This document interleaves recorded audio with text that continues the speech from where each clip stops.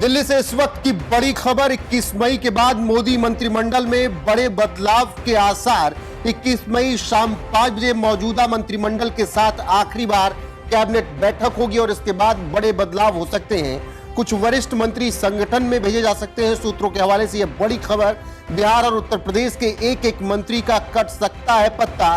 कई राज्य मंत्रियों के पोर्टफोलियो में बदलाव संभव। 2027 में चुनाव है कई राज्यों में, उनको मद्देनजर रखते हुए बड़ा बदलाव हो सकता है।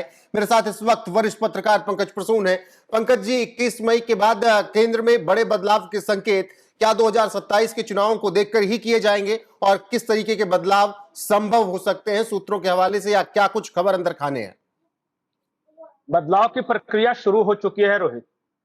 कल सभी राज्यों के मुख्यमंत्री, जो बीजेपी शासित राज्य हैं, मुख्यमंत्रियों के साथ अमित शाह ने बैठक की है अलग अलग, जिसमें उड़ीसा के मुख्यमंत्री भी आए थे, छत्तीसगढ़ के मुख्यमंत्री आए थे, उत्तर प्रदेश के मुख्यमंत्री आए थे, राजस्थान के, और ये हर राज्य के मुख्यमंत्री के साथ कंसल्टेशन के साथ उनको बताया जा रहा है कि हम किसको संगठन में भेज रहे हैं और आपके यहां से किसको ला रहे हैं। ये खबर ये है कि 21 तारीख को, यानी इसी 21 मई को आखिरी बैठक होगी अभी जो मौजूदा मंत्रिमंडल है, और उसके बाद रीशफल का ऐलान कर दिया जाएगा और राष्ट्रपति जी का ये अपॉइंटमेंट लिया जा रहा है कि उनके पास जब भी वो समय दें, ये लिस्ट सूची धीरे धीरे तैयार हो रही है।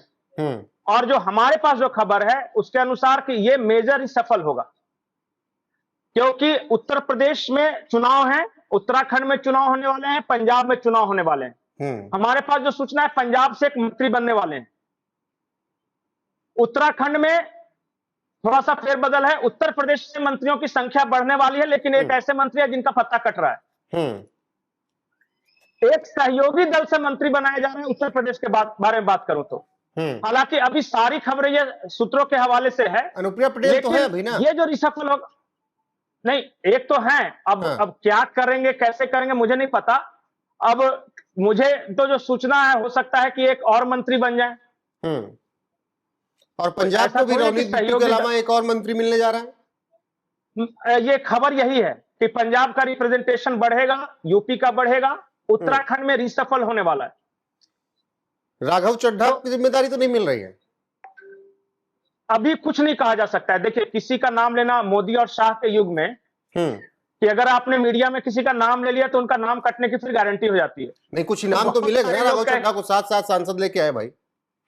नहीं, वो क्या होगा, वो संगठन में रोल मिलेगा, इनाम मिलेगा, अभी कुछ नहीं कहा जा सकता, इसलिए मैं किसी का नाम नहीं लूंगा। लेकिन इतना मान लीजिए कि मेजर सफल है, और कहा यह जा रहा है कि 16 से 17 नए एंट्रेंट होंगे, उसमें से कुछ पुराने हटेंगे भी। जो हटेंगे उनके एंटी क्या जा रहा है?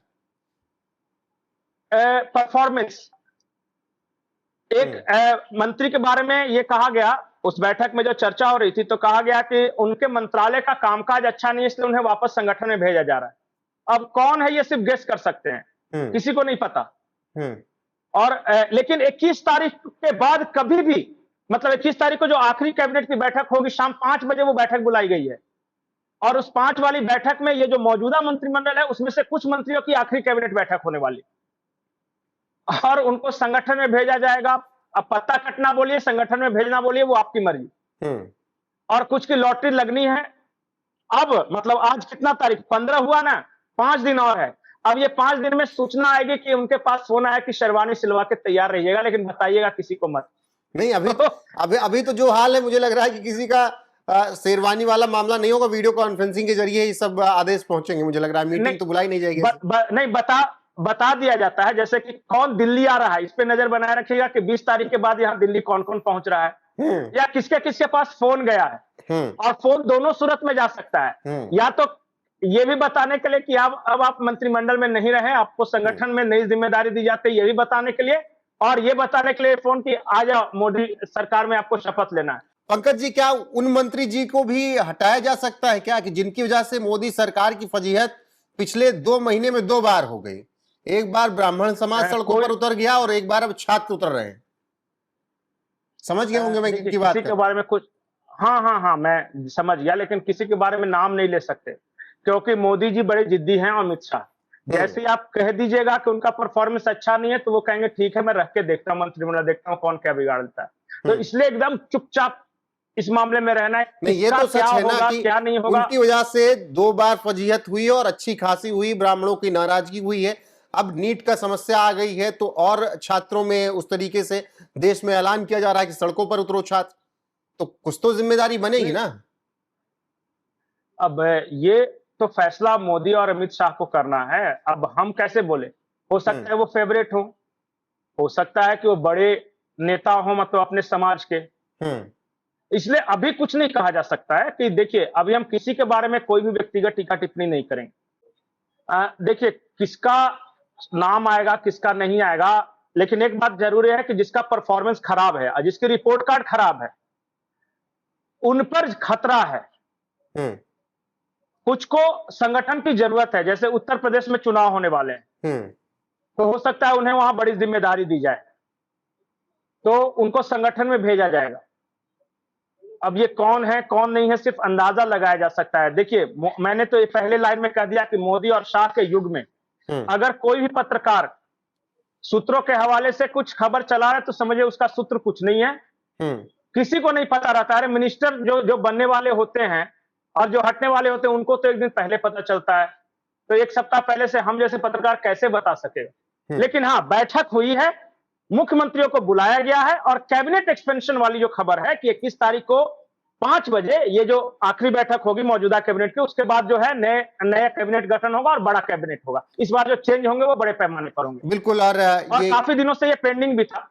बिल्कुल 21 मई के बाद ये परिवर्तन होता हुआ नजर आ रहा है। आखिर में एक सवाल पंकज जी, जो परिवर्तन होगा वो सिर्फ 2027 को देखते हुए होगा या फिर 2029 तक? नहीं, ये जो परिवर्तन होगा वो आखिरी तक रहेगा। जो बताया जा रहा है कि ये जो मिड परिवर्तन है ना, देखिए मोदी जी 2024 में आए थे, मई 2024 में, ये 2026 का मई हो गया, मतलब कि 2 साल मोटा मोटी हो गए। तो अब जो होगा वो जो भी मंत्री बनाया जाएगा उनको 3 साल मौका मिलेगा, बशर्ते कोई गड़बड़ ना हो जाए, जैसे मिड में किसी को ना हटाना पड़े तब। नहीं तो ये जो कैबिनेट एक्सपेंशन है वो 2029 तक के लिए कहा जा रहा है और इसमें कुछ नौजवान लोगों को मौका मिलने वाला है जो आज तक मंत्रिमंडल में नहीं आए हैं, तो उन लोगों को भी चांस बन रहा है इस बार। और कुछ ऐसे लोग जो कि रिटायरमेंट सेमी रिटायरमेंट मोड में हैं, जिसको बीजेपी को लगता है कि 2029 में उनकी उतनी उपयोगिता नहीं रही, तो हो सकता है अभी भी उनको चेंज कर दिया जाए। बिल्कुल, कुछ ऐसे नाम जिनकी वजह से फजीहत भी हुई है, हो सकता है कि वो नाम भी ना हो जब रिसफल हो कैबिनेट, और कुछ नए नामों को जोड़ा जा सकता है, कुछ युवा जी। एक मैं इंटरेस्टिंग बात बताऊं कि जैसे ही मंत्रिमंडल में विस्तार की या परिवर्तन की जानकारी मिली, बिहार के एक नेताजी का धड़कन बहुत तेज है। वो पिछली बार भी बच गए थे, मंत्री रह गए थे किसी तरह। अब ये कहा जा रहा है कि उनको हटा के क्षत्रिय समाज से किसी को बनाया जा रहा है। अब वो कल से सबको फोन कर रहे थे कि तुमको कुछ पता है क्या क्या होने वाला है। किसी चलिए देखते हैं कि क्या होने वाला है। किसी को कुछ नहीं पता हो, फोन करने की जरूरत है नहीं, पता सिर्फ 2 व्यक्तियों को होगा, प्रधानमंत्री नरेंद्र मोदी और गृह मंत्री अमित शाह को, और वो तय करेंगे, वो बताएंगे कौन जा रहा है, कौन आ रहा है, कौन संगठन में, कौन कहां। बाकी नजरें बनाए रखिए, एनएफ न्यूज पर बने रहिए, जो अपडेट होगी वो आप तक पहुंचती रहेगी। कितने युवा चेहरों को जिम्मेदारी दी जाती है ये देखना होगा। जिन राज्यों में चुनाव है वहां का प्रतिनिधित्व कितना बढ़ता है ये भी देखना होगा। अभी के लिए इस वीडियो में बस इतना ही। नमस्कार।